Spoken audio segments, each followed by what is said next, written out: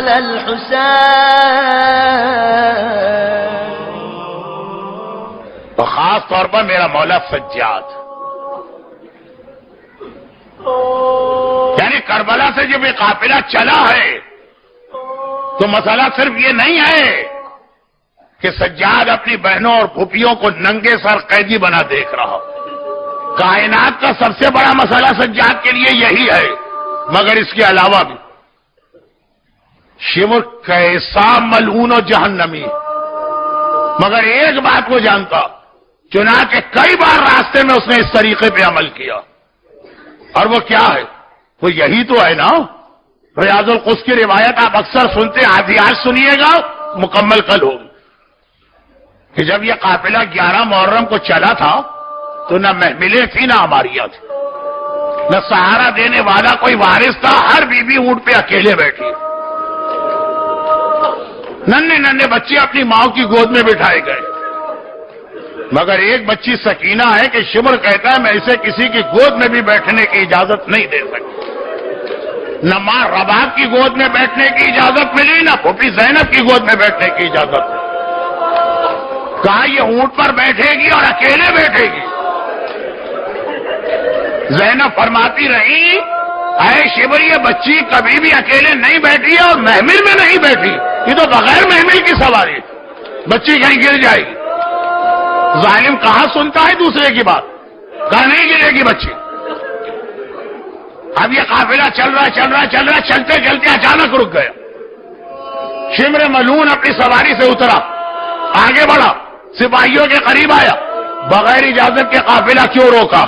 سپاہیوں نے کہا حاکم ہم کیا کریں، جس نیزے پہ حسین کا کٹا سر ہے وہ نیزہ زمین میں گڑ گیا، آگے نہیں بڑھتا، ہم نے ہر کوشش کر کے دیکھ لی.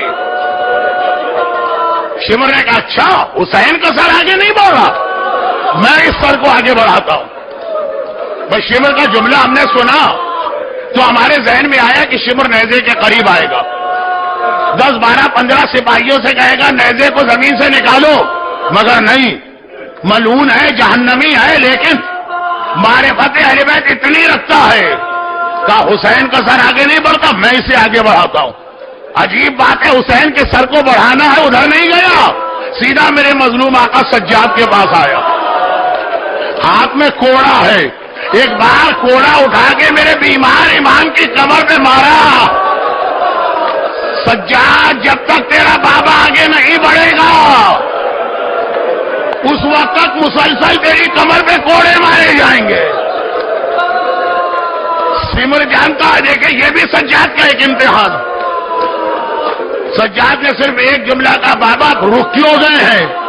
کٹے سر سے آواز آئی سجاد میں تیری مظلومیت کو دیکھ رہا ہوں لیکن آگے کیسے بڑھوں؟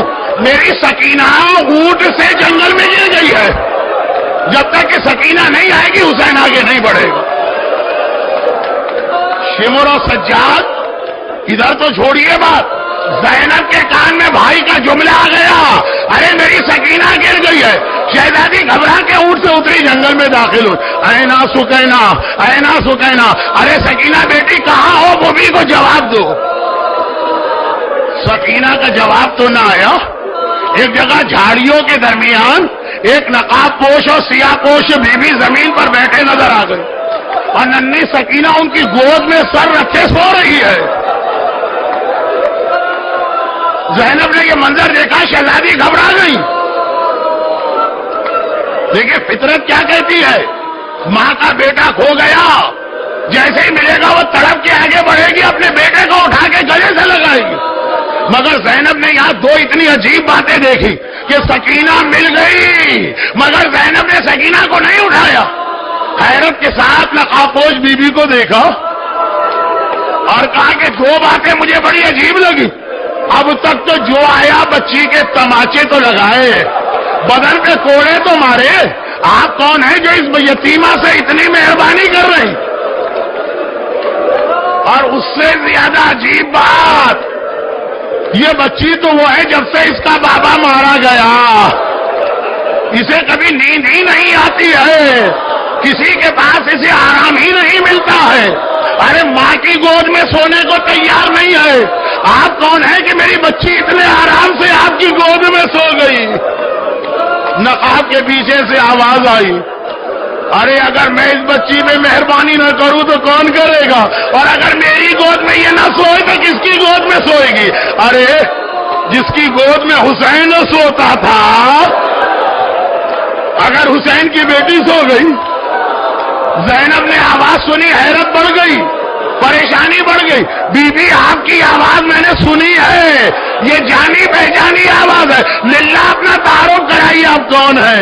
کوئی نامحرم نہ تھا، بی بی نے چہرے سے نقاب کو ہٹایا، زینب بیٹی، ارے مجھے دیکھ کے پہچان، میں تیری ماں فاطمہ زہرا، جنت البقیع سے یہاں تک تیرے ساتھ ہوں، اور ہر مصیبت میں کوئی تیرا ساتھ دے کہ نہ دے، تیری ماں فاطمہ ہر جگہ تیرے ساتھ۔